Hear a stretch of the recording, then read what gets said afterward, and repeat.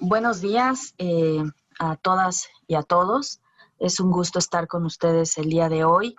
Es también pues un honor haber participado y poder participar en este Congreso octavo de enseñanza del Derecho y quinto de Metodología de la Investigación Jurídica.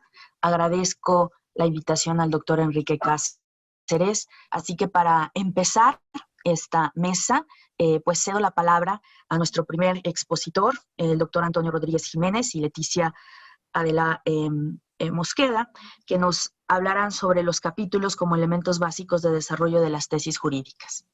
Adelante y comenzamos los trabajos de esta primera mesa dedicada a la metodología de la investigación jurídica. Gracias, Carlos. A continuación, el trabajo, los capítulos como elementos básicos del desarrollo de las tesis jurídicas, elaborado por el profesor Antonio Rodríguez Jiménez y la profesora Leticia Adela Mosqueda Ochoa. El profesor Antonio es doctor en Derecho por la Universidad de Málaga, actualmente profesor investigador de base de la Universidad Autónoma de Guadalajara, donde imparte el Seminario de Investigación 1 en el doctorado de investigación, además de la materia de metodología de la investigación en las carreras de Psicología, Derecho y Relaciones Internacionales. Pertenece al Departamento de Humanidades y Desarrollo Humano y al Sistema Nacional de Investigadores del Consejo Nacional de Ciencia y Tecnología de México. Ha sido autor en más de 60 libros, entre ellos 2 de metodología de la investigación. Por su parte, la profesora Leticia es doctorante en Derecho y profesora investigadora de la Universidad de Guadalajara de tiempo completo. Es directora de la Preparatoria Regional de Degollado del CEMS de la UDG y ha impartido las asignaturas de Seminario de la Investigación y Protocolo de Tesis en la División de Estudios Jurídicos de la UDG. Hola, buenas tardes. Vamos a hablar, vamos a tratar de resumir la ponencia titulada Los capítulos como elementos básicos del desarrollo de las tesis jurídicas. Es muy difícil en 10 minutos poder resumirlo porque hay muchos aspectos prácticos, pero bueno, trataremos de hacerlo. Bien, el protocolo en la tesis, tanto de carrera como de posgrado, se ha convertido, además de un elemento clave para la enseñanza y el desarrollo de la investigación, en algo tedioso en muchas ocasiones, porque hay tesis que adquieren un carácter protocolario. Y esto es porque algunos investigadores no saben cómo elaborar unos capítulos acordes con el protocolo, llegándose a una dicotomía peligrosa, pues a veces se realizan protocolos aceptables y capítulos incoherentes. El objetivo de esta ponencia es demostrar que es posible unificar desde la congruencia una relación lógica y coherente de todos los elementos de la tesis, incluyendo desde el propio protocolo y partiendo del planteamiento del problema hasta llegar a las conclusiones. La metodología que se utilizará en la preparación de este trabajo científico es de carácter mixto, pues además de utilizar una bibliografía adecuada al tema, se estudiarán varias tesis realizadas con éxito y excelencia, ya terminadas como lógico, que servirán como motor de estudio de campo, especialmente procedentes del área jurídica. En conclusión, se trata de demostrar aquí las claves para que la tesis sea un todo sin elementos chirriantes o incoherentes, lo que se conseguirá mostrando los elementos esenciales para que se sepa enlazar los objetivos con los capítulos para conseguir que haya una unidad total. Aunque los aspectos básicos que se van a tratar en esta, voy a empezar a extraer una parte de la introducción general, son de sobra conocidos y apenas aportan datos importantes a la investigación, se van a señalar para darle coherencia a todo lo que va a venir después. La tesis clásica, la tesis que yo llamo protocolaria, porque no tiene capítulo, es todo un protocolo, que se inicia con el cuerpo principal del informe denominado el problema de investigación o estudio, acoge la descripción del problema de investigación. También acoge el estado del arte, la justificación, los objetivos, las preguntas y la hipótesis. Luego se incluye un segundo capítulo denominado bases teóricas, que incluye el marco teórico, que se denomina en algunas universidades desarrollo de contenidos, ahí donde iría, digamos, los capítulos escondidos dentro de la tesis, y donde se incluye todo lo que se quiere desarrollar en este tipo de tesis. El tercer capítulo es la metodología, que incluye tipo y diseño de estudio, población y muestra, variables, técnicas de recolección de datos, cronogramas del proyecto, recursos y aspectos éticos. Ya en el cuarto capítulo clásico se dedica a la descripción y análisis de datos como tablas, figuras, cuando las haya, y un último y quinto capítulo denominado conclusiones y sugerencias, y ya para terminar la bibliografía. Esto es lo que se ha venido haciendo durante muchos años, pero ya en las tesis más novedosas, en las nuevas, que se hacen en casi todas las universidades del mundo, aunque todavía quedan vestigios de la antigüedad, lo que es el protocolo es un simple capítulo de la tesis. Es, digamos, el diseño de investigación. En el diseño de investigación, ¿qué es lo que acoge? Pues parecido a lo que he dicho antes, pero estamos hablando del primer capítulo. O sea, es un capítulo que puede tener 30 o 40 páginas a lo sumo. No es una tesis entera, ¿no? Es lo que es un protocolo que es importantísimo para los investigadores jóvenes. Y entonces consta de eso, del problema de investigación, de la pregunta principal, de la pregunta secundaria, del objetivo principal, de los secundarios, también de la hipótesis. Y por otro lado, seguimos con lo más importante, digo, a nivel de estudio, como son las fuentes, o es el estado del arte, que es lo que se nos presenta, la justificación, que viene después, y el marco teórico, y luego la metodología, y ya está, se acabó. A partir de ahí, las nuevas tesis, lo que se propone es que haya un desarrollo coherente, congruente, entre los objetivos, las preguntas y los objetivos, como sabe todo el mundo perfectamente, vienen implicados, vienen engarzados de alguna manera. La pregunta responde, el objetivo le responde con un infinitivo, bueno, etcétera, etcétera. Pero aquí lo importante es hacer unas preguntas que contesten, que ayuden a la investigación, porque si no hay un problema, no hay tesis, ni hay investigación, ni hay nada. Muchas veces la lucha que tenemos los que nos dedicamos a la metodología con nuestros alumnos, ¿no? Que sacan títulos. Yo recuerdo uno que me decía, ¿qué es la arquitectura? ¿O qué es el derecho penal? Oiga, eso no es una tesis. Usted quiere escribir 80.000 páginas, no puede ser. Tiene que plantear un problema y acotarlo y luego lo vamos a desarrollar. Pues entonces aquí se trata de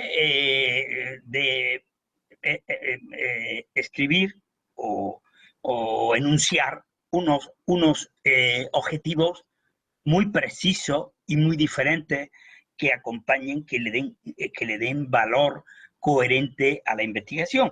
Y esos objetivos secundarios los vamos a convertir en capítulos.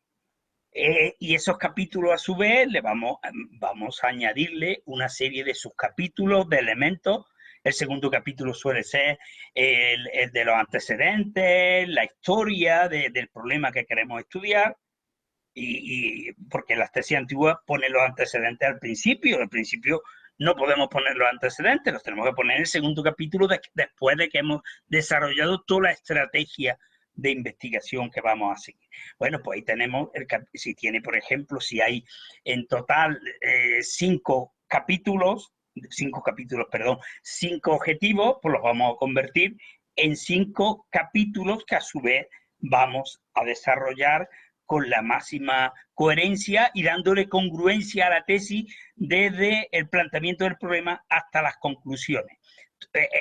Esa unidad, ese todo de congruencia es el que le tenemos que dar. No se pueden inventar, como he visto en algunas ocasiones, capítulos al azar. No, los capítulos van enlazados con los objetivos, precisamente. Y nosotros vamos a aventurar en un principio, en la hipótesis, vamos a aventurar una respuesta a nuestra pregunta principal, a nuestro problema, pero que no deja, como saben, no deja de ser algo con un carácter a veces imaginativo o a veces tentativo. Pero luego será al final, en las conclusiones, donde veamos si esa respuesta imaginativa tenía razón o no tenía razón. Esto más o menos es lo que se va desarrollando en esta. Escojo una tesis muy interesante sobre la eutanasia en México, que está hecha en España, y está perfectamente estructurado el objetivo con respecto al capítulo. Una tesis larga de unos 356 páginas aproximadamente, y ahí se va desarrollando cómo la ley mexicana ha tratado el tema de la eutanasia, pero supongo lo hace una doctora, actualmente doctora mexicana, lo hace en España con todos esos elementos de modernidad, pero aquí se emplea. Yo lo he visto en tesis de la UNAM, lo he visto en tesis de la Universidad de Guadalajara, en Michoacán, ya las tesis están totalmente modernizadas. Bueno, hasta aquí puedo llegar, he acabado el tiempo, espero que haya podido explicar lo que pueden leer luego en la ponencia con más cientifismo y con más carácter académico. Muchas gracias. A continuación, el trabajo hacia la nueva metodología de la investigación jurídica y de las ciencias sociales en el proceso de industrialización de la educación 4.0, a cargo del profesor Delfino Hernández López, el profesor Álvaro Sánchez Márquez y la profesora Sonia Álvarez Farfán. El profesor Delfino es licenciado en Derecho y maestro en Derecho Constitucional y Amparo, doctor en Derecho por la Universidad Autónoma de Tlaxcala. El profesor Álvaro es licenciado en Matemáticas Aplicadas, maestro en Ingeniería en Computación y doctor en Sistemas Computacionales y Electrónicos por la Universidad Autónoma de Tlaxcala, integrante del cuerpo académico Políticas Criminológicas de la Universidad Autónoma de Tlaxcala. Por su parte, la profesora Sonia es licenciada en Contaduría Pública, maestra en Administración por la Universidad Autónoma de Tlaxcala e integrante del cuerpo académico Políticas Criminológicas de la Universidad Autónoma de Tlaxcala. Agradezco al doctor Enrique Cáceres Nieto y a su equipo de trabajo por la oportunidad de presentar una inquietud metodológica en este 8º Congreso Internacional sobre la Enseñanza del Derecho y 5º en Metodología de la Investigación Jurídica. Nuestro planteamiento de estudio obedece a los resultados de la Conferencia Internacional ANUYES 2019, celebrada el 7 y 8 de noviembre del 2019 en la ciudad del puerto de Veracruz. Esta conferencia, Educación 4.0, Formación Dual y Perfiles Globales, fue convocada por la ANUYES, la Universidad Veracruzana y la Universidad Cristóbal Colón. Las recomendaciones que nos hicieron los especialistas invitados a esta conferencia internacional, entre otras, fueron las siguientes. Para una sociedad diferente, se requiere un pensamiento crítico y una educación diferentes. La digitalización y la inteligencia artificial constituyen un cambio de modelo social. El cambio será mucho más acelerado que en las revoluciones civilizatorias anteriores. En ese contexto, planteamos nuestra pregunta de investigación. ¿Cómo será la investigación científica en la 4ª revolución industrial? Para ello hicimos un breve bosquejo sobre las revoluciones industriales anteriores. La primera data de 1760-1840 y se caracteriza por la invención de la máquina de vapor y la construcción del ferrocarril. La segunda, desde fines del siglo XIX y principios del XX, y se caracteriza por el uso de la electricidad y la producción en masa o en cadena. La tercera revolución industrial data de los años 60 del siglo XX y se caracteriza por la invención de la computadora y la Internet. La 4ª revolución industrial surge en el 2011 en Alemania y se caracteriza por la inteligencia artificial, el análisis de metadatos, la conexión 5G, 6G, entre otras. En ese contexto, alineándola con la educación y la investigación, observamos que en la primera y segunda revolución industrial, la educación y la investigación era disciplinar, es decir, que se enfocaron en la organización de las ciencias sociales con el objeto de democratizar el conocimiento. Y la tercera revolución industrial, según Luis Bonilla Molina, debió ser transdisciplinar, pero no logró materializarse en lo institucional. En ese contexto, nos dice que en la tercera década del siglo XXI nos encontramos en la paradoja del siglo XXI. Sin embargo, cabe resaltar que hubo intentos por institucionalizar la educación y la investigación transdisciplinar. Muestra de ello tenemos la declaración y recomendaciones del Congreso Internacional denominado ¿Qué Universidad para el Mañana? Hacia una evolución transdisciplinar de la universidad, del Centro Internacional de Investigaciones y Estudios Transdisciplinarias de la UNESCO, realizado en Locarno, Suiza, el 30 de abril al 2 de mayo del 1997. También está la obra del maestro Miguel Martínez Miguelés, en el 2012, intitulada Los nuevos fundamentos en la investigación científica. El Instituto de Investigaciones Jurídicas de la UNAM hizo lo propio con la publicación de la obra Metodología, Enseñanzas e Investigación Jurídicas, en homenaje al doctor Jorge Buiker por sus 40 años de vida académica. Y si nos vamos más atrás, tenemos también lo que es la obra publicada por la UNESCO, denominada Aprender a hacer la educación del futuro, en 1973. En ese orden de ideas, estas obras nos sugerían la investigación transdisciplinar, pero no nos dijeron cómo elaborar investigación transdisciplinar. En ese contexto, nos dimos a la tarea de realizar un pequeño estudio sobre cómo podría ser la investigación transdisciplinar y presentamos sus resultados en el primer Congreso Internacional en Metodología de la Investigación y Enseñanza del Congreso, organizado por el mismo Instituto de Investigaciones Jurídicas de la UNAM, liderado por el doctor Enrique Cáceres Nieto. Esos resultados vieron la luz 4 años después. No era suficiente con explicar los pasos o el proceso para realizar investigación transdisciplinar, sino que era necesario aplicarlos. De ahí que los aplicamos en nuestro municipio. Nuestro municipio se caracteriza por una situación diferente. Originalmente pertenecía al Estado de México y en los tiempos de Juárez se anexa al Estado de Tlaxcala. Y nos dimos a la tarea de aplicar esas reglas metodológicas y creamos la otra historia de la anexión del municipio de Calpulalpan en el Estado de Tlaxcala.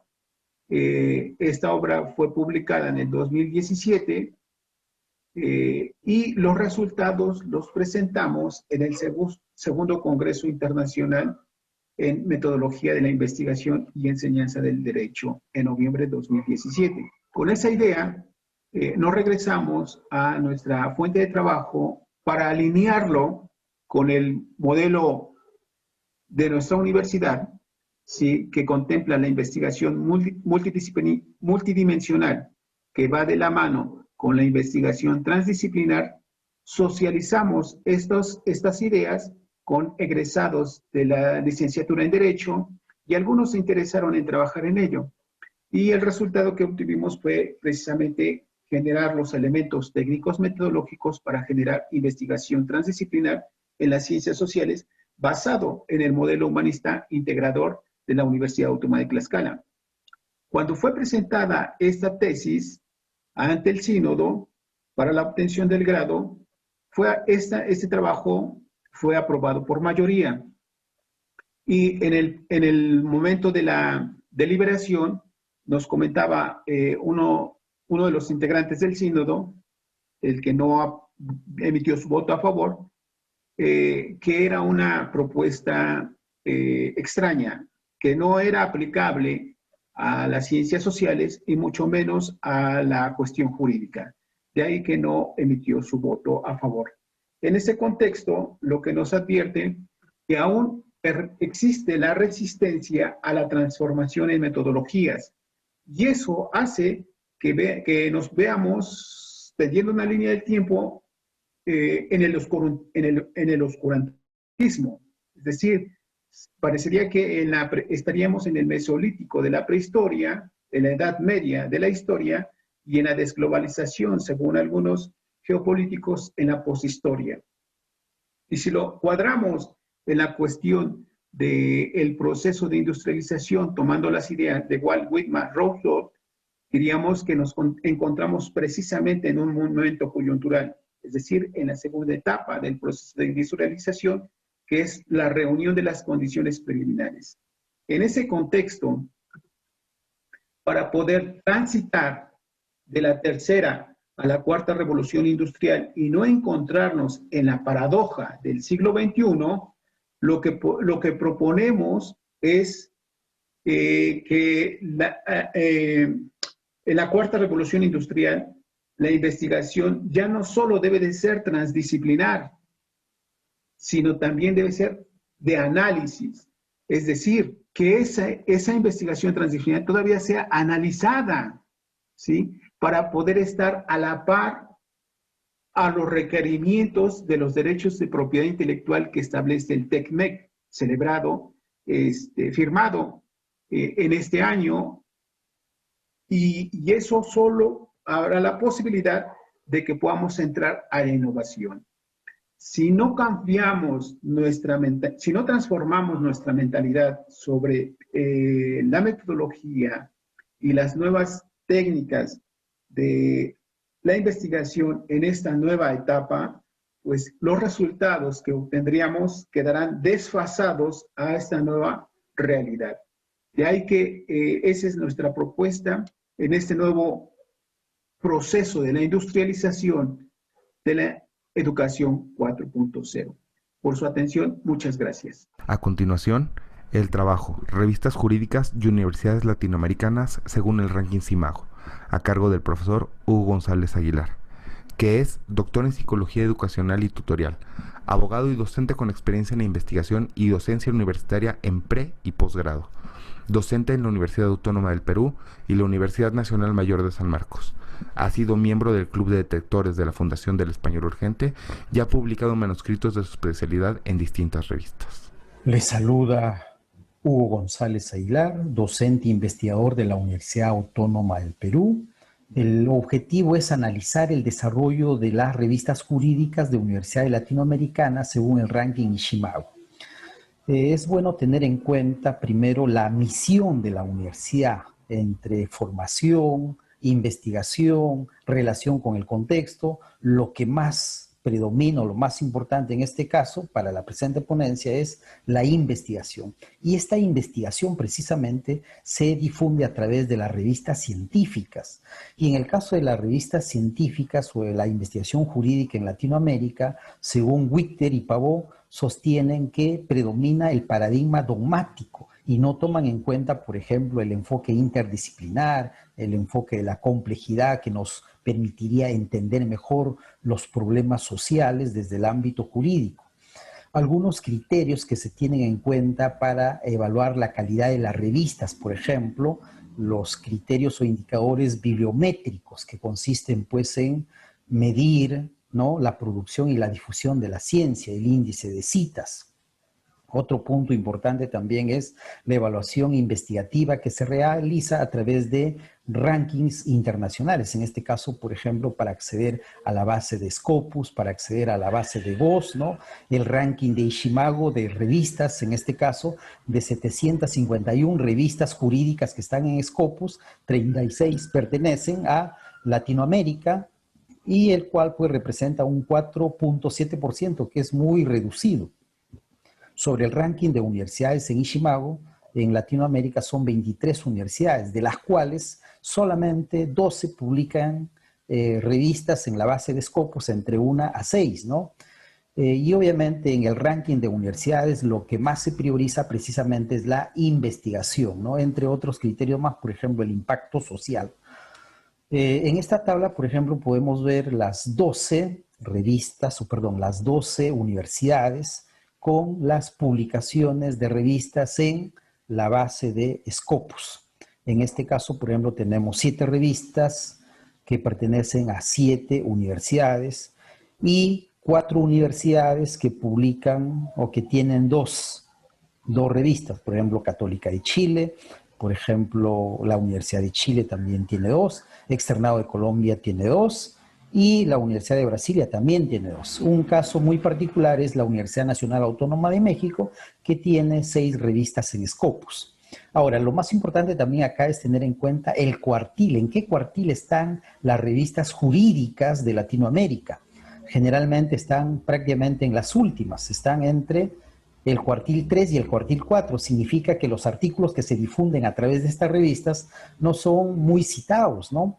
Y hay otras que recientemente han sido insertadas en la base de Scopus y efectivamente pues no tienen cuartil todavía, como el caso de la revista de Derecho Administrativo Económico de Católica de Chile, la revista de Derecho de la Pontificia Universidad Católica de Perú y la revista Pedagogía Universitaria y Didáctica del Derecho de la Universidad de Chile, ¿no?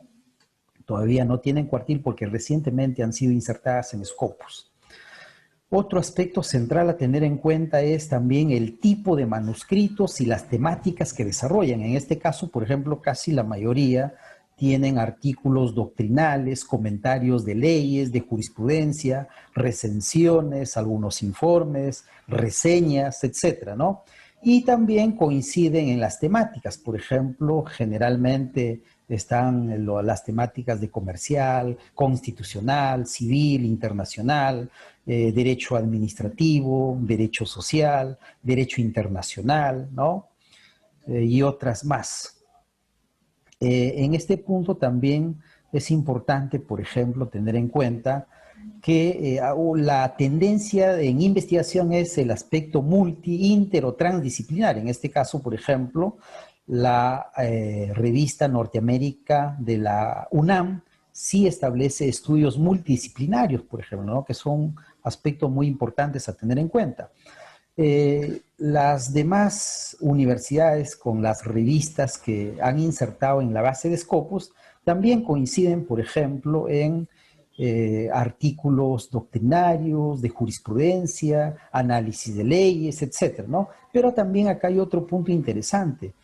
Son pocas las revistas que desarrollan artículos o temáticas interdisciplinares. Por ejemplo, tenemos acá la revista de Derecho Sanitario, ¿no?, de Sao Paulo, y la revista de Derecho de la Católica, de la Pontificia Universidad Católica del Perú, que también tiene un enfoque interdisciplinario. La revista Universitas de la Pontificia Universidad Javeriana también tiene una orientación transdisciplinar, ¿no? Otro punto también importante acá es ver cómo es que algunas revistas se van especializando exclusivamente en un área determinada. Por ejemplo, derecho sanitario, derecho y salud, en el caso de la revista de Derecho Sanitario de la Universidad de Sao Paulo, por ejemplo. Otro criterio importante es también una revista direccionada solamente al desarrollo tecnológico y cultural y su impacto en la ciencia jurídica, como es el caso de la revista chilena de Derecho y Tecnología, que se ha orientado en esta área, en esta disciplina. Y otra revista importante también que ha desarrollado un campo muy especial sobre la enseñanza-aprendizaje del derecho es precisamente la revista Pedagogía Universitaria y Didáctica del Derecho, que es de la Universidad de Chile y que recientemente también ha sido insertada en Scopus. Fíjense, esta es la única revista en Scopus que se ha orientado exclusivamente a los procesos de enseñanza, aprendizaje del derecho, fíjense, ¿no? Que es un aspecto importante analizar cómo se forman los abogados en las universidades. Otras temáticas también importantes y las demás universidades, en este caso Externado de Colombia, Getúlio Vargas, Universidad Católica de Valparaíso, Universidad Federal de Río de Janeiro y la Universidad de Brasilia, también con sus respectivas revistas, también en los tipos de manuscritos desarrollan artículos de reflexión, artículos de investigación científica, de revisión, reseñas, análisis de jurisprudencia, análisis legal, etcétera, ¿no? Pero que también coinciden con las líneas o las temáticas que las anteriores, que ya hemos revisado: derecho constitucional, administrativo, ciencia política, derecho privado, derecho y sociedad, derecho y economía, derecho romano y de la historia del derecho, estudios de conflictos y control social, protección internacional de la persona humana, y redes de computadoras y comunicaciones, ingeniería eléctrica y electrónica y derecho, en el caso pues de la revista de Derecho, Estado y Telecomunicaciones de la Universidad de Brasilia, ¿no? Esto nos permite llevar a un balance puntual. La cantidad de revistas, de universidades y revistas, en este caso tenemos 12 universidades con 21 revistas, ¿no? Si son 23 universidades, en realidad son pocas las universidades que han publicado revistas o que publican revistas en la base de Scopus. Sobre el ranking también de las revistas, generalmente están entre el Q3 y Q4. Significa pues que son revistas cuyos artículos no son frecuentemente citados, ¿no?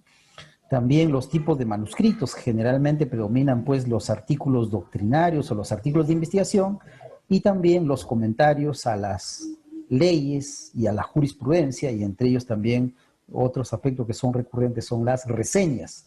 En el caso también, en este balance es importante tener en cuenta el aspecto multi, inter o transdisciplinario que se desarrollan a través de la revista Norteamérica de la UNAM, Derecho Sanitario de Sao Paulo, Derecho de la Pontificia Universidad Católica del Perú, Universitas de la Universidad Javeriana y la Universidad y la revista de Derecho de Getulio Vargas, ¿no? Entonces, estas son revistas que tienen un enfoque inter, multi o transdisciplinario, ¿no? Que en total pues son 2, 3, 4, 5 revistas de las 21 revistas, fíjense. Entonces, acá hay un dato muy importante también, que no están orientadas, la mayoría de revistas jurídicas latinoamericanas no están enfocadas para desarrollar temas multi, inter o transdisciplinarios, ¿no?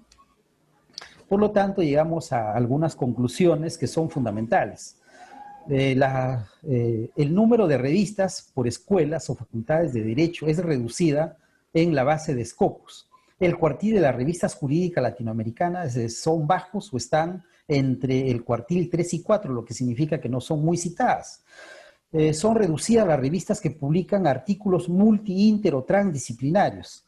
Las temáticas difieren, pero resaltan algunas que están enfocadas al desarrollo tecnológico y su impacto en la ciencia jurídica, la enseñanza del derecho y el derecho a la salud o el derecho sanitario. Muchísimas gracias. A continuación, el trabajo, las ciencias jurídicas y las investigaciones transcomplejas en las ciencias sociales de cara a los derechos económicos, por el profesor Juan Emilio García Cusa, que es doctor en ciencias jurídicas y profesor titular de la Universidad de La Habana, profesor también del Centro Nacional de Investigaciones Jurídicas y del Colegio Universitario del Distrito Federal, ambos en México. Ha sido autor de varios libros de texto, artículos, monografías y ensayos. Enhorabuena, agradezco la invitación del doctor Enrique Cáceres Nieto, coordinador del 8º Congreso Internacional sobre la Enseñanza del Derecho y 5º de Metodología de la Investigación Jurídica. En esta oportunidad, para tratar un tema muy importante, referido a las investigaciones tan complejas en las ciencias sociales y en las ciencias jurídicas. Para adentrarnos en la aplicación del paradigma epistemológico de la complejidad y la teoría del caos en las ciencias sociales y jurídicas, ante todo debemos responder una pregunta de fundamento. ¿Qué rol desempeña la ciencia jurídica en el perfeccionamiento del derecho? Al derecho no podemos observarlo tan solo como una disciplina más de las ciencias sociales. Ignorar la presencia de la ciencia jurídica como orquestación y arquitectura del derecho es condenarse a entender poco el significado y la importancia de las investigaciones tan complejas en el campo de la sociología jurídica.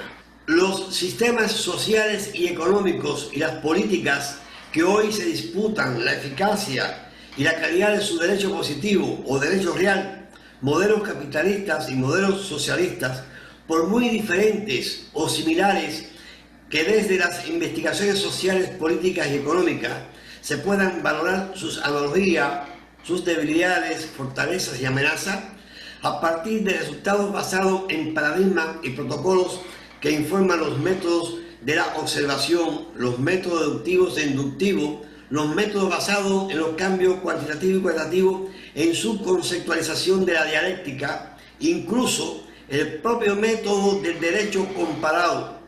Estas metodologías por sí solas no podrán garantizar a plenitud el conocimiento, evolución y eficacia de estos sistemas sociales, precisamente por su condición de ser sistemas complejos. Los sistemas de derecho, el common law o derecho anglosajón en los Estados Unidos y demás países con influencia británica, así como el sistema romano-germano que se aplica en Italia, en Portugal, en Francia, en España y en América Latina, están constituidos por un tronco común y una dicotomía que distinguen a las dos ramas del derecho, que conforman las disciplinas del derecho público y del derecho privado.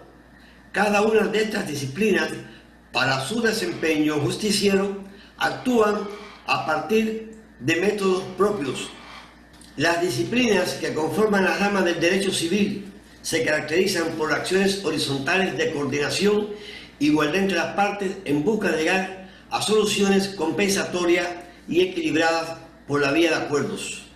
En los asuntos mercantiles, por ejemplo, se tratan los precios, las cantidades, los surtidos, la calidad, la forma de entrega, la forma de cobro y pago y las debidas garantías. Mientras que los métodos de la rama del derecho público, me refiero al derecho administrativo, derecho tributario, derecho fiscal, acá las relaciones entre las partes obedecen a niveles verticales y se identifican por normas de subordinación, orientación y prescripción obligatoria. Las partes no son iguales. En tal sentido, uno ordena y manda, otro recibe órdenes y ejecuta. Podemos también observar el método impositivo y coercitivo del derecho penal, así como otras disciplinas más recientes surgidas en la modernidad, que utilizan métodos mixtos como el derecho económico basado en un método dual, el derecho laboral, la propiedad industrial, en este caso, la propiedad intelectual y sus modalidades, derecho de autor y propiedad industrial. Me detuve en estos enfoques básicos de la teoría del derecho, pues esta visión nos permite observar el valor instrumental de las disciplinas del derecho para escalar a horizontes superiores del conocimiento que reclaman la conveniencia de adoptar nuevas metodologías y paradigmas que ofrezcan a la comunidad científica elaborar teorías más ajustadas a la realidad, que permitan diseñar y poner en práctica mecanismos jurídicos que implementen modelos de intervención social en la salud, en la educación, en las políticas económicas, en el cuidado al medio ambiente, en el desarrollo cultural, entre otras acciones.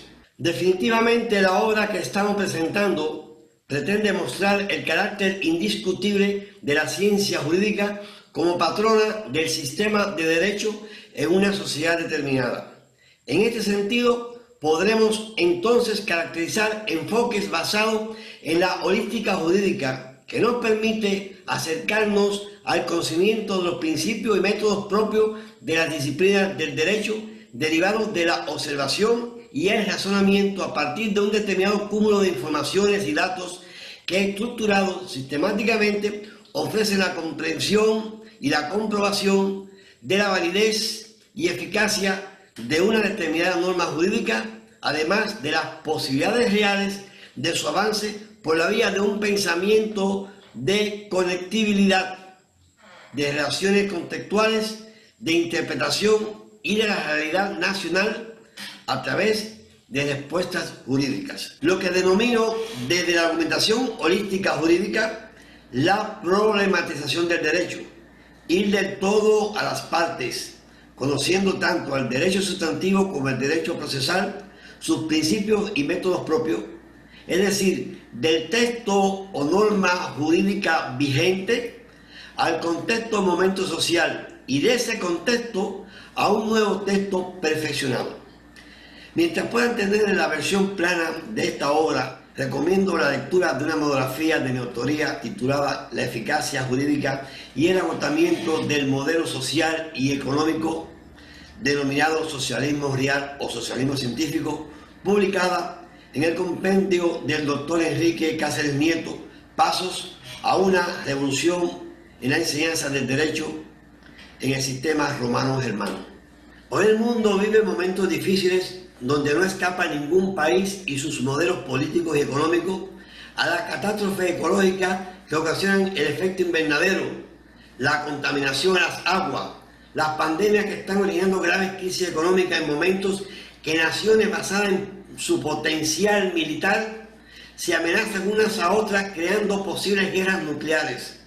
Solo un dato: en la primera semana del pasado mes de octubre, nuestro continente americano reportó más de 700.000 muertes por la COVID-19.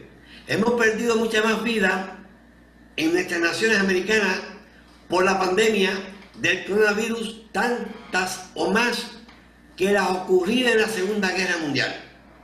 Verdaderos problemas que para mitigarlos requieren estudios en varios campos del conocimiento y la implementación de mecanismos jurídicos en correspondencia a las condiciones objetivas de cada nación. El conocido efecto mariposa, comprobado en las ciencias naturales, referido a que un sismo en Chile puede repercutir en tsunamis en las costas norte del Pacífico, podemos observarlo también en las ciencias sociales. Ahora una pandemia originada en China repercute con más fuerza aún en las Américas. Estos asuntos requieren investigaciones con enfoques tan complejos que permitan abordar los problemas sociales y jurídicos vinculados a la medicina, a la salud, a la educación, a la demografía y a las exigencias que nos imponen las leyes económicas para el control del mercado, a partir de estudios multidisciplinarios y multireferenciados para la construcción del conocimiento sobre el desarrollo de teorías comprobables y mecanismos jurídicos que ofrecen los métodos particulares independientes de las disciplinas del derecho, campo de acción de la ciencia jurídica, a través de los cuales se pueden obtener conclusiones objetivas, verificables y aplicables para solucionar y resolver inquietudes y problemas de las ciencias sociales. Se trata de una mirada inversa al dogmatismo científico que nos entretiene en observar al derecho desde las ciencias sociales y negar la existencia de las ciencias jurídicas. Se propone ahora una alternativa metodológica: observar a las ciencias sociales desde las posibilidades que ofrece el derecho. La mayoría de los problemas que nos ha traído la COVID-19, llegada de otras naciones, además de originar una terrible crisis económica mundial, social y cultural, ha puesto en tela de juicio a la eficacia de las ciencias médicas y a la validez jurídica de los gobiernos para enfrentar la pandemia. Un verdadero reto que desde las teorías del caos tratamos en la presente hora. Algunos gobiernos enfrentan la pandemia a partir de modelos del férreo control con métodos de derecho administrativo y hasta coercitivo. Otros apenas con métodos civiles. Finalmente, el fondo de los problemas se identifica en la sociedad, a través de la economía, el derecho, la política, la demografía, la cultura, entre otras disciplinas de las ciencias sociales que requieren tratamiento desde las ciencias jurídicas. Trabajemos por un mundo mejor y derechos más justos. Muchas gracias. A continuación, el trabajo en torno a la bibliografía de la metodología jurídica y metodología de la investigación jurídica, por la profesora María Teresa Calcaño García, quien es doctoranda en la Facultad de Derecho de la Universidad Nacional Autónoma de México. Ha sido colaboradora en diversas dependencias del sector público y se desarrolla en el sector de capacitación de temas de compliance. Está certificada por la Comisión Nacional Bancaria y de Valores para desempeñarse como oficial de cumplimiento y auditoría, y actualmente es profesora de metodología jurídica en la Facultad de Derecho de la Universidad Nacional Autónoma de México. Forma parte del equipo de la línea de investigación, Metodología de la Investigación Jurídica y Enseñanza del Derecho, coordinada por el doctor Enrique Cáceres Nieto. Buenas tardes, mi nombre es María Teresa Calcaño García, soy profesora en la Facultad de Derecho de la UNAM y el día de hoy les voy a presentar mi reporte de investigación de uno de los capítulos que se encuentra inserto en mi tesis doctoral. Ya se los he presentado en otras ocasiones, pero el día de hoy pues lo voy a presentar de una manera conclusiva. Mi exposición va a consistir en los siguientes puntos de manera muy breve. Haré una reseña sobre el planteamiento que se realizó en esta investigación. Hablaré un poco sobre el diseño de la investigación, sobre cuál fue la estrategia metodológica que se utilizó. Les platicaré algunos hallazgos que encontré y algunas conclusiones que nos pueden servir para iniciar la discusión que seguramente juntos llegaremos a un buen puerto sobre estos temas. Un poco del planteamiento, bueno, pues yo identifiqué un vacío que existe en la enseñanza de la investigación jurídica en la facultad, por una parte, por la inexistencia de estudios sobre el contenido y el impacto de los libros que se utilizan en la enseñanza de la investigación, y por otra parte, que los libros descritos en la bibliografía de las asignaturas relacionadas con la investigación jurídica pues han sido poco explorados. No se conoce mucho ni su contenido, ni su impacto, ni cuál es la importancia que representa para los alumnos, porque finalmente influyen en su formación, y esos son los libros que van a desarrollar durante los cursos que se encuentran relacionados con investigación jurídica. Por otra parte, me parece un tema pues de bastante relevancia, porque estos recursos representan una variable más de la enseñanza del derecho en general, pero particularmente de la enseñanza de la investigación jurídica, y su comprensión al día de hoy parece ser limitada. Un poco sobre el diseño de investigación que utilicé en esta parte de mi tesis doctoral fue que realicé un estudio sobre la bibliografía básica de las materias que, en primer lugar, filtré de la plantilla general del programa de estudio de la licenciatura en Derecho de la facultad. También filtré las materias que se encuentran insertas en el plan de estudios del posgrado, y a través de criterios en los que únicamente se seleccionaran las materias que están relacionadas con la investigación jurídica. El resultado fue una materia de la licenciatura, la cual recibe el nombre de metodología jurídica, y 3 materias del posgrado. Una, metodología de la investigación jurídica; la siguiente, denominada investigación y expresión jurídica; la siguiente se denomina seminario y taller de tesis del posgrado. Esas fueron las materias que fueron, digamos, mi punto de partida para realizar la investigación.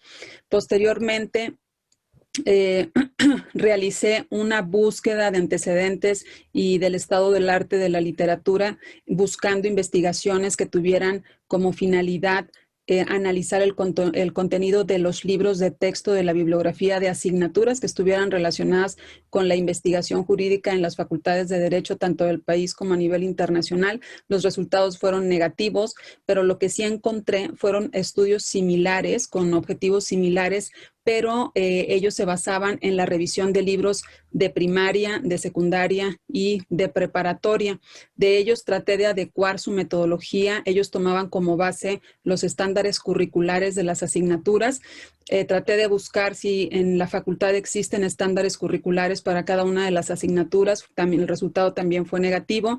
La facultad en general no define tampoco estándares curriculares, es decir, aquello que un estudiante debe aprender y saber hacer al concluir sus estudios generales de la licenciatura. Por lo tanto, lo que decidí tomar como base fue el objetivo general de la licenciatura, el cual se define como la formación de profesionistas con un pensamiento crítico, con conocimientos integrales de la ciencia jurídica, y al final de ese objetivo pues tiene definido este punto que está relacionado con la investigación jurídica, que dice continuar formándose en la investigación, lo cual, bueno, implica que el alumno, de acuerdo con la visión de la facultad, debe de estar forjándose y formándose en la investigación jurídica a lo largo de sus estudios de licenciatura. Por otra parte, también tomé como base el perfil profesional de licenciado en Derecho, el cual nos dice que quien egrese de la facultad se puede desempeñar tanto en la docencia como en la investigación. Igualmente me basé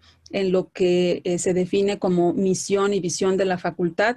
La misión promueve formar juristas e investigadores, impulsar la investigación inter, multi y transdisciplinaria, y la visión promueve acrecentar el liderazgo de los juristas e investigadores a nivel nacional e internacional, así como buscar la innovación científica. Recientemente hubo una reforma el año pasado donde también se replanteó este objetivo general del plan de estudios, y en adición a lo anterior también se incluyó el formar juristas con sólidas bases teóricos científicas. Y en cuanto al perfil profesional, igualmente en adición al que ya existía, menciona que los profesionales formados en la Facultad de Derecho de la UNAM también se pueden desempeñar como docentes e investigadores en universidades, en centros e institutos de investigación jurídica. Entonces, ante todas estas menciones, tanto de fortalecer la investigación y formar parte de grupos de investigación, de institutos de investigación y desarrollarse en la investigación científica, pues a mí me interesó conocer qué es lo que la universidad, específicamente la Facultad de Derecho, proyecta para poder desarrollar esas investigaciones, esas habilidades investigativas en los alumnos. Mi estrategia metodológica fue entonces de las asignaturas que seleccioné anteriormente y que les mencioné. Ahora selecciono esos libros que se encuentran insertos en la bibliografía básica y que los he denominado yo como unidades de análisis, a través de criterios que me permitiera filtrar, en primer lugar, aquellos libros en cuyo título pudiera leerse las expresiones metodología jurídica o metodología de la investigación jurídica. Aquellos libros también me interesó conocer, aquellos libros que aunque no tuvieran en su título estas denominaciones, pero que de su revisión se notara que el contenido está relacionado con esas expresiones. Lo que hice fue desestructurar los índices para tener una aproximación al contenido de los libros y traté de realizar una estandarización de temas. La información que recabé la vertí en dos matrices. Por una parte, la matriz únicamente de los libros que se denominan metodología jurídica, y otra matriz donde ahí vertí la información de los libros que tuvieran denominación diversa, pero relacionados también con metodología jurídica y metodología de la investigación jurídica. Alguno de los hallazgos que encontré fue, bueno, sumando las unidades de análisis entre las dos matrices, resultaron 18 unidades o libros que desestructuré sus índices y encontré que se encuentran distribuidos en 173 temas diferentes. No se observó ningún tema que se desarrollara en los 18 libros y identifiqué temas que sí coincidían en algunos libros, pero las coincidencias pues eran mínimas. Solamente se encontró en 7 libros que fue la mayor coincidencia de un tema, y el tema que encontré fue fichaje de la información, pues que es un tema más de forma propiamente de la investigación jurídica, y los siguientes temas también están relacionados con cuestiones muy instrumentales de la investigación, como son etapas del desarrollo de la tesis, abreviaturas y latinismos, las fuentes del derecho, y temas que están más relacionados con lógica, exactamente denominado como lógica, y modelos epistemológicos del derecho. Estos son los temas de todos estos libros, de estos 18 libros coincidentes en la bibliografía básica de estas asignaturas relacionadas con la investigación jurídica, que, bueno, se nota que no hay, en primer lugar, un tema que sea definido por todos los autores, lo cual ya nos da una idea de lo que los autores tratan cuando hablan de investigación jurídica o de metodología jurídica. Se identificaron además en estos libros 60 temas inconexos que no tienen pues aparentemente ninguna relación ni con metodología jurídica, ni tampoco con metodología de la investigación jurídica. Algunos ejemplos son estos: el proyecto de la Ley de Amparo en México, frases célebres para los juristas, modelo de voto aprobatorio, la inteligencia emocional y el derecho, Vico y Montesquieu, hemisferios cerebrales y el juicio de amparo. También me interesó hacer un recorrido sobre los campos del conocimiento jurídico de los autores, es decir, aquello a lo que preponderantemente se dedicaron o se dedican actualmente, y me encontré que de todos estos libros, de todos estos autores de los libros, 10 de ellos se dedicaron a 2 o más ramas del derecho que no están relacionados con la investigación jurídica, lo cual implica un 63%. 3 de ellos se dedicaron a civil, 1 a derecho constitucional, 1 a derecho penal y 1 a filosofía del derecho. También encontré que los autores con actividad formal de investigación jurídica, esto lo investigué a través de fuentes abiertas, de lo que ellos publican propiamente en Internet a través de sus currículums, y encontré que el 56% de ellos no realizan actividades de investigación propiamente y el 44% sí lo hace, es decir, pues se encuentran adscritos a algún instituto de investigación o pertenecen al SNI, al Sistema Nacional de Investigadores. Y pues un poco las conclusiones: la herramienta más importante que consideran los autores de y para la investigación consiste en una estrategia funcional para archivar las fuentes de información colectadas, pues lo cual resulta revelador del ánimo de los contenidos que actualmente se ocupan para enseñar investigación jurídica. El hecho de darle importancia a una variable de forma pues deja de lado procesos complejos de la enseñanza de la investigación en general y jurídica en particular, y resta importancia a problemas fundamentales para encarar las decisiones de corte epistemológico. Esas son algunas de las conclusiones, y pues también el hecho de que encontremos a modelos epistemológicos del derecho, que son estas doctrinas o estructuras conceptuales para abordar el derecho, como el juspositivismo, jusrealismo y sociologismo, también nos estaría hablando pues de esa forma de enseñar e investigar que quizás se encuentra un poco anclada en los paradigmas tradicionales, lo cual nos impide en todo caso, y es una puntualización que habría que reflexionar, nos impide quizá estar hablando de investigaciones más creativas, multi, inter y transdisciplinario. Estas son las conclusiones y espero que tengamos oportunidad de discutirlo. Muchas gracias por su atención. A continuación, el trabajo: presupuestos de la metodología de la investigación jurídica en contextos digitales como consecuencia de la emergencia sanitaria por COVID-19, a cargo de la profesora Wendy Aide Godínez Méndez, que es doctora en Derecho por la Universidad Nacional Autónoma de México e investigadora nacional del Sistema Nacional de Investigadores por el Consejo Nacional de Ciencia y Tecnología de México, académica del Instituto de Investigaciones Jurídicas y catedrática de la Facultad de Derecho. Es fundadora del Claustro de Doctores en Derecho de la Facultad de Derecho y tutora del programa de tutores de posgrado en Derecho de la UNAM.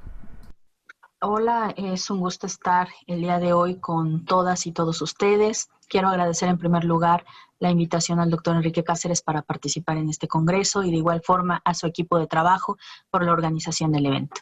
Bueno, pues el día de hoy quiero compartir con ustedes algunas reflexiones en torno a los procesos de investigación jurídica en contextos digitales como consecuencia de la emergencia sanitaria por COVID-19. Sin duda alguna, las formas de transmisión del COVID han modificado distintas actividades. No ha sido la excepción en el caso de los procesos de investigación. La forma de acceder a la información, la forma de consultar la información, el uso de las instalaciones de bibliotecas o centros de documentación se ha visto afectado. Así que actualmente la modificación a estos 3 aspectos creo que nos lleva o nos puede llevar a hablar de técnicas documentales digitales, que significan el uso de recursos electrónicos para la búsqueda, identificación y consulta de la información, así como para la inserción de citas y referencias bibliográficas dentro de los documentos de trabajo. Las técnicas documentales digitales, como las nombro, pues implican el desarrollo de competencias tecnológicas, el incremento en el uso de publicaciones digitales, el uso de bibliotecas, repositorios y bases de datos de distribuidores y editoriales como portales de acceso y consulta de la información, y el uso de gestores de referencia en los procesos y en la elaboración de documentos académicos. Sin duda alguna, hay muchos recursos electrónicos que pueden asociarse a distintas etapas de un proceso de investigación jurídica. Pueden haber bases de datos, bibliotecas digitales, repositorios digitales, gestores de referencia, aplicaciones para detectar plagio, plataformas para gestión de proyectos de investigación y aplicaciones para generar alertas sobre temas de interés son algunos. Por cuestiones de tiempo, yo solo me voy a referir a las bases de datos y a los gestores de referencia por considerar que actualmente son los que tienen mayor impacto dentro de nuestros procesos de investigación de cara a la pandemia. Bien, ¿qué es una base de datos? Es una plataforma que nos va a permitir identificar, buscar, consultar y almacenar información de libros y artículos de revistas principalmente sobre diversos temas de nuestro interés. Hay un sinfín de bases de datos y seguramente algunos ya estarán familiarizados con ello. Y en su momento parecería abrumador el poder conocer cada una de ellas. Sin embargo, existen ciertos presupuestos de uso y una estructura que nos permite hacer mucho más amigable las plataformas y tener ese contacto con ellas de una forma menos, menos complicada para poder tener acceso a la información que ellas resguardan. En ese sentido, pues bueno, como presupuestos de las bases de datos, me gustaría en primer lugar decirles que existen dos tipos de bases de datos, unas referenciales y otras de acceso a documentos a texto completo. Las referenciales solo nos van a permitir obtener datos de libros, revistas, en fin, pero no tener acceso a los documentos. También estas bases de datos son por suscripción o acceso gratuito. Es importante señalar que la mayoría de las plataformas y de la información que contienen son en inglés y además de carácter multidisciplinario, hay muy pocas plataformas en español y también muy pocas referidas al ámbito jurídico. Es importante para utilizarlas adecuadamente y sacarles el máximo provecho, conocer a los operadores booleanos y de proximidad para poder diseñar estrategias de búsqueda de información, como actualmente se llama. Estas plataformas cuentan con tutoriales, los cuales ustedes pueden consultar en la web, y el tipo de información que nos proporcionan están en distintos formatos. Tenemos un formato en PDF, HTML y un formato EPUB. Usualmente estamos familiarizados con el formato PDF, pero también hay otro formato HTML que es en menor número, que va a tener otras herramientas con las cuales no cuenta el PDF, como es escuchar la traducción o traducir texto por lo general, pero en general, pues bueno, comparten las mismas funciones y herramientas para trabajar con la información que esté contenida en estos documentos. Nos permiten imprimir, descargar, guardar en la nube, tener formato de citas, exportar a gestores de referencia, enviar por correo electrónico la información o los artículos, guardarlos en la PC, crear notas dentro de los documentos, en fin. El formato de EPUB, pues bueno, se utiliza para leer libros electrónicos en dispositivos móviles. Ahora, ¿cuáles son la estructura de estas bases de datos? Pues bueno, de manera general siempre van a tener campos de búsqueda, filtros de búsqueda de información, un tesaurus, apartado para crear una cuenta, una sección para generar una carpeta y guardar ahí las búsquedas y los documentos que no sean de interés, una sección para generar alertas de información, una parte de enlace permanente, que es aquel link que nunca se va a romper y siempre nos va a llevar a la información que estamos buscando, un apartado para visualizar el impacto del artículo consultado, esto es, usualmente nos van a permitir ver algunas plataformas cuántas veces este artículo o libro está siendo citado y por qué trabajos. También van a tener una sección que ordena los resultados de búsqueda por relevancia, es decir, por número de citas o año de publicación. Y finalmente, dentro de su estructura van a tener un recuadro en el cual siempre que nos arrojen los resultados de búsqueda de la información, van a asociar o va a aparecer usualmente del lado derecho un recuadro en el cual nos van a permitir ver otros documentos que estén vinculados a nuestro tema de investigación. Ahora, ¿qué tips o qué les recomiendo para utilizar estas bases de datos? En principio, siempre que accedan a una, crear una cuenta. Y siempre que accedan, loguearse. Es decir, ingresar a su cuenta para que puedan tener resguardadas las búsquedas que ustedes realizan y de igual forma puedan guardar los documentos. De preferencia siempre ingresar con una cuenta institucional porque les otorga en ocasiones mayores beneficios, consultar los tutoriales que se encuentren en la web al respecto, realizar una práctica constante, consultar desde luego tutoriales sobre operadores booleanos y de proximidad para generar estrategias de búsqueda eficaces para obtener la información que ustedes están obteniendo o buscando. Y para los que son integrantes de la comunidad UNAM, es importante que ustedes conozcan la BIDI, la Biblioteca Digital, o CONRICIT, este portal del consorcio del CONACYT, que agrupan a un conjunto de bases de datos y que son de acceso gratuito para quienes pertenecemos a la UNAM, ya sea como trabajador académico, administrativo o como alumno de cualquier nivel. Ahora bien, hablemos en el poco tiempo que me resta ya de los gestores de referencia, que son pues estos programas que constituyen herramientas para crear bibliotecas personales y a su vez que contienen herramientas que nos permiten generar citas y referencias bibliográficas dentro de documentos de Word para optimizar tiempos y evitar errores de ortografía o transcripción. De igual forma, estos gestores de referencia propician espacios colaborativos de trabajo. Bien, ¿cuáles son las funciones de los gestores de referencia? Almacenar, organizar información, generar citas y referencias bibliográficas en un documento de Word con diferentes estilos de cita, crear grupos de trabajo o espacios colaborativos y también algunos tienen una red social, pero de corte académico. Bien, ¿cómo funcionan los gestores de referencia? Básicamente a partir de dos versiones, la versión en la web y la versión de escritorio. Y hay una tercera versión que es para dispositivos móviles, pero esto es como accesorio. Para poder contar con o realizar todas las funciones de un gestor de referencias, es importante que siempre descarguemos la versión en escritorio y tengamos o creemos un acceso a la versión en línea o en web. Cada una de ellas nos va a permitir realizar funciones diferentes. Ninguna por separado puede optimizar al 100% los gestores de referencia. Es de vital importancia que al menos tengamos la versión de escritorio y la versión web. Finalmente, ¿cuáles son? Pues bueno, los presupuestos de uso de los gestores de referencia. Es importante crear una cuenta en la versión web. Y esa cuenta con la contraseña que creemos nos sirve para las otras versiones. Recomiendo primero crear la cuenta en la web y después no, ya en las siguientes versiones. Ahora, solo se puede descargar la versión de escritorio en una sola computadora. No así las versiones web, que son en línea y con las cuales podemos trabajar simultáneamente con distintos gestores de referencia. Sin embargo, si queremos que descargar varias versiones de escritorio de distintos gestores, eso va a complicar el funcionamiento, porque usualmente van a tener problemas para operar. Los gestores de referencia tienen muchos estilos de citación, algunos de ellos pueden ser o no coincidir con los que ustedes requieren, en todo caso se pueden modificar o en su caso se puede crear uno nuevo. Finalmente, algunos tips, bueno, pues hay que crear una cuenta en la plataforma respectiva, hay que sincronizar las versiones, tanto la de escritorio como la versión en línea, si bien podemos trabajar separadamente con cada una de ellas, es importante que al momento de estar trabajando, pues bueno, tratemos de sincronizar para no tener información dispersa en una u otra versión.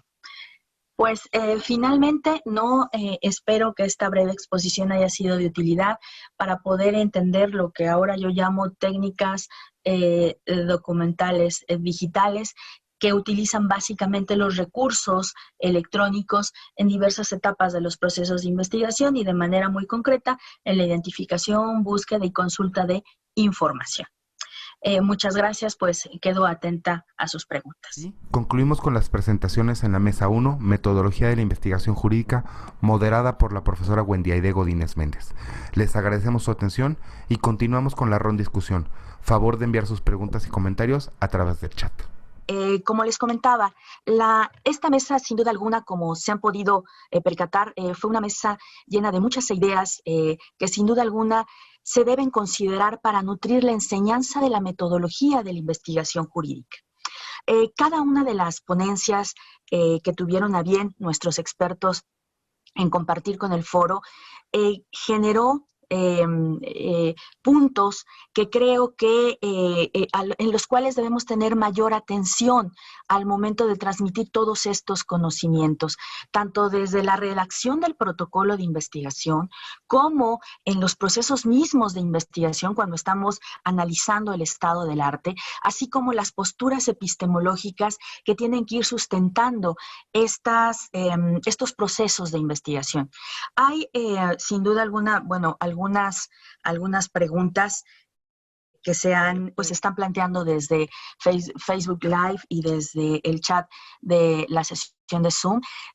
Procederemos a contestarlas, pero al final me gustaría sobre todo que cada uno de ustedes lanzara una pregunta y hacerles una pregunta a cada uno de ustedes vinculada con su ponencia en torno a ¿cuáles son esos procesos complejos, como los denominó la maestra María Teresa Calcaño, a los cuales se tiene que enfrentar la metodología de la investigación jurídica en el día a día, dentro de las aulas? ¿Cómo afrontar todos estos retos de estados del arte o de bibliografías no estudiadas, poco analizadas, de temas inconexos dentro de ellas? ¿Cómo hacer que los alumnos entiendan, sobre todo en relación a la primera ponencia, estos objetivos y la importancia de los objetivos como brújulas de los procesos de investigación para poder posteriormente redactar los capítulos de una tesis? ¿Cómo hacer que los alumnos construyan perspectivas epistemológicas más complejas? Que eso es una pregunta sin duda alguna, digamos, de una respuesta, ¿no? Que nos llevaría por sí sola toda una sesión, pero desde su punto de vista, ¿cuáles serían esos pequeños aportes, granitos de arena que podemos ir abonando en todas estas temáticas? Y al final, bueno, hay alguna pregunta muy especial que me gustaría realizar en torno a todas estas revistas de derecho que se encuentran dentro o contempladas dentro de los pues dentro de estos rankings que miden el factor de impacto tanto de WOWS como de Scopus. Pero digamos, esa es una pregunta que lanzo al foro para que ustedes puedan ir estructurando su respuesta, y en el Inter vamos dando respuesta a las preguntas que se han formulado desde Facebook Live. Bien, tenemos una de las primeras preguntas que se realiza. Es para la maestra María Teresa Calcaño y señala cuáles son las propuestas de su tesis doctoral y cuáles serían las bases epistemológicas mínimas que debería considerar un nuevo modelo de enseñanza de la investigación jurídica del siglo XXI. Lo pregunta José Carrillo y Jennifer. Adelante, maestra, por favor. Gracias. Gracias, maestra Wendy, y muchas gracias principalmente al doctor Cáceres por esta invitación que siempre nos tiene en cuenta. Estoy muy agradecida con él y sobre todo estoy agradecida por estar en este espacio que ahora nos ha tocado pues por COVID. Se siente bastante raro porque verlos ahí en el instituto pues siempre pues nos alimenta de una manera mucho más cálida como seres humanos que somos, pero igualmente es un gusto verlos por este medio. También porque pues estamos aquí encerraditos y es muy agradable ver todas sus caritas y poder ver sus participaciones. Bien, entonces, bueno, respecto de la pregunta, esta ponencia específicamente yo traté de resumir un poco lo que estoy presentando en mi tesis doctoral, que justamente está inserta en un proyecto mucho más grande sobre la calidad de las tesis doctorales en los 3 grados académicos. Y me interesó mucho, si vamos a hablar de la calidad de las tesis doctorales en los 3 grados académicos, me interesó mucho pues conocer cuáles son los contenidos de esa variable importante que es la bibliografía que los alumnos tienen a la mano para poder pues realizar posteriormente el proceso de investigación. Y como ustedes se pudieron dar cuenta, pues es bastante singular el hecho de que uno de los temas que mayormente están siendo coincidentes en esta bibliografía, pues sea un tema más de forma, es decir, cómo ir archivando, cómo ir realizando esas fichas de todos los libros que van a servir de base para desarrollar propiamente la investigación, que es un tema que se puede agotar en cualquier manual, digamos, de investigación. Entonces, mi preocupación al ver justamente este tema fue que no se están abordando propiamente cuestiones más de fondo, cómo desarrollar una investigación. Por ejemplo, a mí me costó muchísimo trabajo el hecho de desarrollar mi investigación, pero desde el punto de vista, digamos, epistemológico, del punto de vista mucho más profundo de lo que implica la investigación, de la coherencia interna que debe de tener propiamente la investigación, de tomar decisiones metodológicas dentro de la investigación, lo cual me parece que el tema principal de la bibliografía o el tema mayor coincidente, que es justamente archivar estas fichas bibliográficas, me parece que queda un poco en segundo término, porque realmente lo más importante y lo que quizás se nos debe de enseñar en la licenciatura es justamente cómo abordar esos procesos de investigación, pero desde el punto de vista epistemológico, y cómo hacer esas decisiones epistemológicas y decisiones metodológicas respecto del propio tema de investigación, más que enseñarnos, digamos, en estas materias que son importantes para la investigación, más que enseñarnos propiamente pues a cómo hacer las fichas para la investigación. A eso me refería un poco participo en esta ponencia. Y bueno, como es el proyecto mucho más grande dentro de mi tesis, han salido datos bastante interesantes respecto de cuál es esa calidad que estamos manejando en las tesis de investigación, y me refiero particularmente a la Facultad de Derecho. Y una de las preocupaciones es justamente que las tesis de investigación no están presentando un diseño metodológico como tal, no están presentando una coherencia interna epistemológica como tal. Los objetivos están muy desligados de propiamente de la pregunta de investigación. No hay un hilo conductor a lo largo de la investigación, y creo que es muy congruente con lo que estamos encontrando en la bibliografía respecto de la investigación jurídica, porque no se nos están enseñando esas cosas, no se nos están enseñando esos temas, sino lo que se está enseñando propiamente en la facultad, y me refiero a la Facultad de Derecho de la UNAM, se está enseñando justamente cuestiones de forma, ¿no? Cómo debes hacer una ficha, cómo debes de ir seleccionando tu bibliografía, cómo debes de ir haciendo ese cúmulo de los libros que te van a servir de base, más allá. Y lo fundamental, que es justamente cómo debes ir haciendo tus decisiones epistemológicas y cómo debes ir realizando tus decisiones metodológicas. No sé si con esto quede contestada la pregunta, Wendy. Muchas gracias, gracias desde luego. Gracias, maestra Calcaño. Continúo ahora con dos preguntas más formuladas justamente a partir de mi participación. Una de ellas es ¿qué tan activas son las redes sociales propias de los gestores de referencias? Bueno, miren, tal vez para otras disciplinas o áreas de conocimiento, el familiarizarse con estos recursos electrónicos me parece que ha sido un poco anticipada a la forma en la cual ahora lo estamos haciendo los abogados, ¿no? Quienes estamos inmersos en una formación como abogado.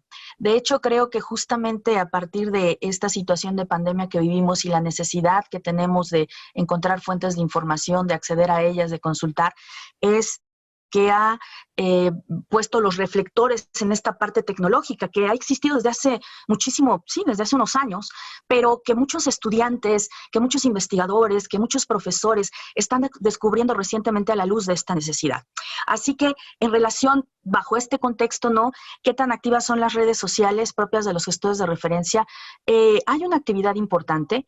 La red social, sobre todo de no la tienen todos los gestores de referencia, pero de aquellos que tienen esta aplicación dentro del gestor de referencia de red social, es una actividad, me parece importante, es una actividad continua, constante, a través de la cual te puedes vincular con otras personas que estén analizando, estudiando tu mismo tema, y a través de la cual puedes encontrar también otros artículos que se estén escribiendo o que estén vinculados con la actividad del tema que estás buscando. Yo diría que hay una actividad frecuente, es una actividad importante. Creo que nosotros como abogados nos estamos incorporando un poco tarde, pero que sin duda alguna recomiendo, ¿no? Recomiendo utilizar esta red social que se encuentra en los gestores de referencia, y creo que también va a influir mucho la disciplina a la cual sobre la cual estés investigando. Hay áreas en las cuales el gremio, no sé, de ciencia política o antropología o sociología es más activo, y sobre todo en determinados temas. Entonces, pero de cualquier forma, ¿no? Recomiendo el uso de las redes sociales de los gestores de referencia, y reitero, la actividad va a estar vinculada al área y al tema de investigación, sobre todo que tú estés realizando, ¿no? Esa es una de las preguntas. La otra pregunta que se me hace dentro del foro es: ¿las versiones web de los gestores de referencia tienen todas las funciones o están limitadas a comparación de las versiones de escritorio? Sin duda alguna, para que podamos explotar al 100% todas las funciones de un gestor de referencia, se tiene que hacer a partir de la combinación de las dos versiones, la de línea y la de escritorio. Es la más importante, por decirlo de alguna forma, porque es a partir de esta versión de escritorio la que nos permite generar esas famosas citas o insertar las citas y hacer la referencia dentro de los documentos de trabajo de manera sumamente fácil y digamos, amigable, en lugar de estarlas como tecleando de manera manual. Así que no funciona, ¿no? O sea, si tengo la versión en línea, con ella me es suficiente. La versión en línea no me va a permitir realizar dentro de los documentos de trabajo académicos en Word la inserción de citas y de referencias bibliográficas. Necesito necesariamente tener la versión en línea y la versión de escritorio. Son complementarias para poder explotar todas las funcionalidades de un gestor de referencias. Ok, vamos a ver ahí, quizás, espero que también con estas dos respuestas haya quedado pues una respuesta a las preguntas formuladas. Hay otra pregunta más para la maestra María Teresa Calcaño, es ¿qué temas deben ir en la investigación? Por ejemplo, ¿cómo hacer problemas jurídicos, hipótesis jurídicas, variables jurídicas, el abordamiento de los métodos jurídicos como por ejemplo el comparativo, derecho comparado? Y creo que va muy vinculada, maestra, justo a la pregunta que hacía de manera general al foro. ¿Qué debemos incluir? ¿Qué debemos hacer en la enseñanza de la metodología de la investigación jurídica? Por favor, les cedo la palabra. Gracias, maestra Wendy, y gracias también por la pregunta. Pues justamente esta es parte de la reflexión de este foro y es parte de lo que hemos venido reflexionando en todos los foros que hemos tenido, en todos los congresos que hemos tenido, y también pues compartirles que este problema lo ha abordado el doctor Cáceres de manera bastante eficiente sobre qué es lo que se debe de enseñar cuando se enseña a investigar.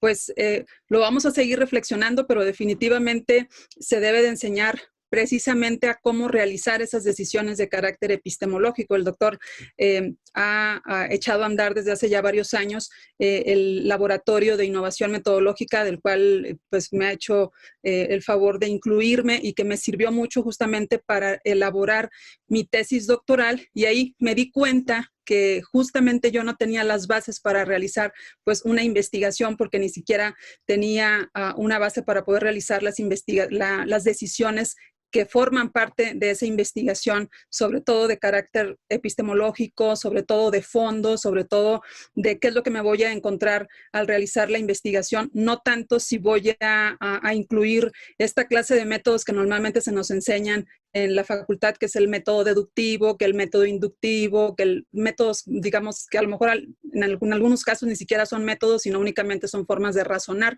Más allá de todas esas aplicaciones, pues lo que realmente se nos debe de enseñar es cómo poder utilizar, y es una pregunta que el doctor lanzó esta mañana, cómo se nos debe de enseñar a resolver problemas jurídicos, pero desde una base científica, utilizando métodos distintos, como pueden ser métodos empíricos, métodos que proceden de la sociología, para abordar problemas jurídicos, cómo los puedo yo implementar, ¿no?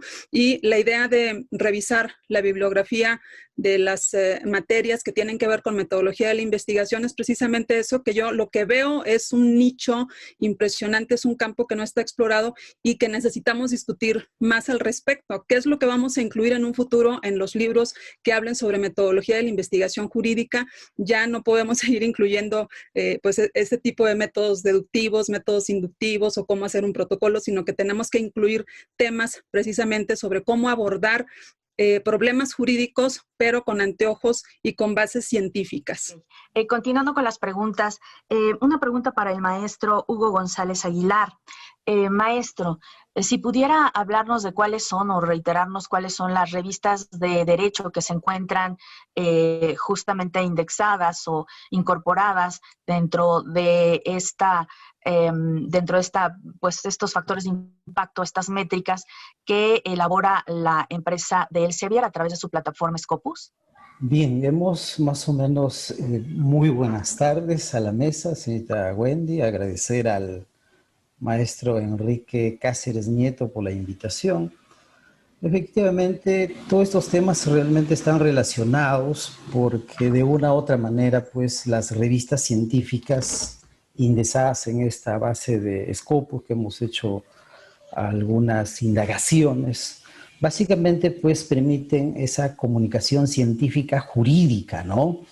Y es importante porque también esto, como muy bien ha hablado la maestra Wendy, la maestra Teresa, de una u otra manera también se forman parte de las fuentes que deben consultar los estudiantes, ¿no? Teniendo en cuenta que las revistas indizadas en GOS o en Scopus generalmente pues son información que previamente es calificada, previamente es evaluada, ¿no? Y luego precisamente pues se realiza la publicación como tal, ¿no? Entonces, de una u otra manera, estas revistas de las distintas universidades de Latinoamérica, según el ranking Ishimago, de una u otra manera, pues permite también ver un poco el termómetro también de cuáles son los índices, ¿no? De citas sobre todo, ¿no? Y vemos ahí que están establecidos a través de cuartiles, ¿no? Generalmente los cuartiles 1 y 2 están para las revistas norteamericanas u otras, ¿no? Pero, por ejemplo, para el ámbito de Latinoamérica tenemos las revistas que están ubicadas entre el cuartil 3 y el cuartil 4, ¿no? Con excepción de una, nada más que está en el cuartil 2, pero a partir de eso también es importante reflexionar, ¿no? Que son 23 universidades o facultades de Derecho que están insertadas en la base de Scopus, y precisamente todas estas forman un aproximado de, o aportan 21 revistas científicas jurídicas para esta base de datos, ¿no? Es importante entonces también este termómetro, ver cómo es que Latinoamérica se posiciona en el mundo, ¿no? Ahora, si hacemos ya con más detalle, por ejemplo, ¿no? Tenemos pues que en algunos países de Latinoamérica que tienen una buena cantidad de facultades de derecho, por ejemplo, solamente tienen una revista en esta base, ¿no? O algunos países no tienen ninguna revista en esta base, por ejemplo, ¿no? Entonces, claro, sin desmerecer las otras bases, porque de una u otra manera, digamos que hay que tener en cuenta que la base de Ishimago también establece para hacer el ranking de las universidades en el mundo, ¿no? Y entonces de una u otra manera también nos damos cuenta que el mundo de la ciencia también hay un mundo del poder, ¿no? Hay un mundo de la jerarquía, ¿no? Seguramente que hay instituciones, universidades, investigadores que también se van jerarquizando también por sus publicaciones, ¿no? Y ahí tenemos, por ejemplo, un indicador, el índice H, por ejemplo, ¿no? Y además también este es un aspecto muy importante porque de una u otra manera, por ejemplo, las mismas revistas también que están en estos espacios que son exigentes, también, por ejemplo, requieren algunos criterios, algunos requisitos, ¿no? Algunas revistas, por ejemplo, aceptan artículos solamente que tengan una buena cantidad, llámese un 50% de citas de estas fuentes o de estas bases, por ejemplo, ¿no? Entonces ahí también hay otros criterios importantes para tener en cuenta, ¿no? Entonces, esos son algunos detalles que son fundamentales, ¿no? Y sobre todo también esto incluye también algunos niveles de exigencia, ¿no? De mayor especialización. Por ejemplo, también otro dato importante es cómo es que el derecho no puede estar solo, sino que el derecho también debe estar relacionado con otras disciplinas porque, como muy bien dice Morín, si la realidad es compleja, desde el aspecto unidisciplinar no podemos desarrollar. Entonces, hemos identificado también que algunas revistas, por ejemplo, sí desarrollan algunas tendencias multi o interdisciplinares, por ejemplo, ¿no? Entonces, me parece interesante reflexionar a partir de acá cómo es que también nuestras universidades del ámbito latinoamericano también van aportando a la ciencia de manera específica, ¿no? Y como muy bien decía la maestra Teresa también, pues con este rigor epistemológico, ¿no? Y obviamente, pues a partir del desarrollo de las tesis que se realizan en pregrado, en posgrado, a partir de ahí podemos también generar lo que se denominan, pues, los artículos científicos, ¿no? Porque los artículos científicos son el último producto de la investigación y que precisamente estos son los que se difunden y estos son los que de una u otra manera enriquecen y amplían el conocimiento jurídico, ¿no? Y claro, obviamente acá habría que analizar otros aspectos también, ¿no? Muchas veces nos hemos preguntado si la ciencia va avanzando, ¿por qué seguimos con una serie de problemas que todavía no podemos resolver, ¿no? Problemas, por ejemplo, de violencia en distintas formas, cómo se presentan, problemas con el medio ambiente, por ejemplo, de la contaminación del medio ambiente, fíjense, ¿no? Entonces, a veces hay un divorcio todavía, ¿no? Como muchos como Tunerman ha establecido otros más, a veces existe ese divorcio, ¿no? Todavía entre la universidad y la sociedad, pero iríamos más allá. Existe todavía ese divorcio entre la investigación y la resolución de los problemas, en este caso, que están asociados con el ámbito jurídico, por ejemplo, ¿no? Entonces sí me parece ser una reflexión interesante a partir de acá, cómo se va produciendo el conocimiento. Y sobre todo ese conocimiento que es más competitivo, ¿no? Es más exigente porque obviamente hay unos filtros que se realizan previos, que son evaluación, incluso este tipo de artículos, por ejemplo, establecen también la famosa estrategia de evaluación por pares o el doble ciego, ¿no? Entonces son, digamos, que son procesos pues que se desarrollan a través de un filtro, ¿no? Y también acá es otro punto importante, cómo es que también debemos hacer que nuestros estudiantes que están iniciando en los procesos de investigación también lean de manera directa los artículos que se publican en esta revista, ¿no? Y de una u otra manera pues se vayan formando en el proceso. Y otra última reflexión en este aspecto, por ejemplo, claro, si uno revisa todos los artículos que se publican, generalmente son más de corte también cualitativo, por ejemplo, ¿no? Entonces también habría que ir caminando un poco más a los aspectos cuantitativos o a los aspectos mixtos también, fíjense, ¿no? Pero bueno, son algunas luces que nos dan para ver también, evaluar en qué nivel estamos y cómo a partir de ellos podemos mejorar, ¿no?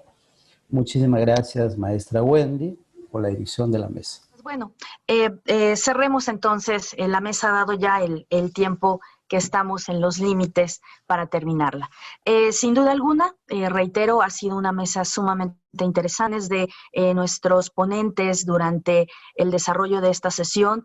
Ha recapitulado algunos puntos a los cuales debemos prestar atención en la enseñanza de la metodología de la investigación, siempre con el presupuesto o con esta meta que en ocasiones, pues dadas las circunstancias y los diagnósticos que se han hecho y que vienen también ya desde otros congresos y ediciones de este congreso, pues es cómo hacer que nuestra metodología de la investigación jurídica empiece a ser y a responder a los retos que implica la complejidad. Y en ese sentido, desde las cuestiones mínimas, que es la redacción del protocolo, desde estos inicios, conforme vamos avanzando a lo largo de nuestro proceso de investigación, la importancia de transmitir la relevancia que tienen los objetivos o el objetivo de investigación y los objetivos específicos para la vinculación entre un protocolo y un desarrollo capitulado de la tesis, pues es sumamente importante. Es importante también hacer hincapié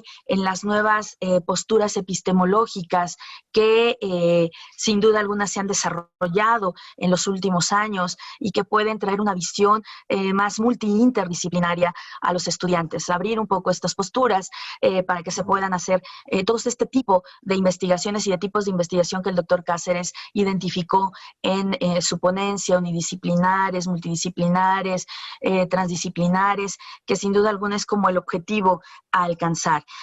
Finalmente, el estado del arte, las fuentes de información, la literatura que existe sobre la materia debe fortalecerse, debe justamente enfrentar estos retos, debe, bajo la exposición de la maestra Teresa Calcaño, poner un punto o acento en aquellos problemas complejos que estamos abordando y que no se están tratando y no se están desarrollando en los textos. De igual forma, sin duda alguna, pues bueno, el uso de los recursos electrónicos en los procesos de investigación y el desarrollo de habilidades y de competencias tecnológicas es importante de cara no solo a la situación que estamos viviendo, sino a poder acceder justamente a todos estos artículos de revistas y revistas que se encuentran dentro de estas bases de datos como Elsevier, WOS, y que tienen en su contenido pues estas métricas que originalmente nacieron en un aspecto bibliotecológico, se extendieron o se han extendido para evaluar el factor de impacto que tiene una publicación dentro de un ámbito académico determinado. Así que, pues bueno, creo que estos son algunos de los puntos de los cuales se han hablado y se ha abordado en esta mesa y que sin duda alguna se quedan para la reflexión, para seguir trabajando y para seguir abonando en esta materia. Finalmente, pues agradezco al doctor Enrique Cáceres, agradezco a todo su equipo de trabajo, agradezco a los excelentes ponentes que nos han acompañado el día de hoy, el tiempo, el aporte en esta área del conocimiento y pues les deseo una muy buena tarde.